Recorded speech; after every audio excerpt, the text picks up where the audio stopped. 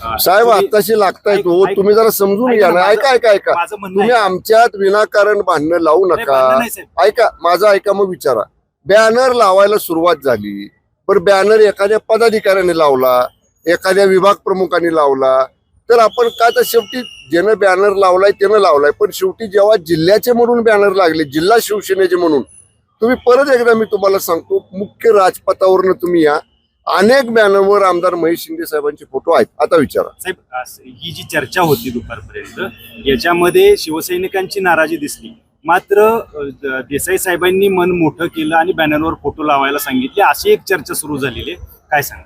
नाही हो साहेब, असं आजपर्यंत तुम्ही जिल्ह्याची आमची बघा, जिल्ह्यात जेव्हा जेव्हा कार्यक्रम पक्षाचे व्हायचे माझ्या फोटोच्या बरोबर आमदार महेश शिंदे साहेबांचा फोटो असायचा आणि आजही आहे तो.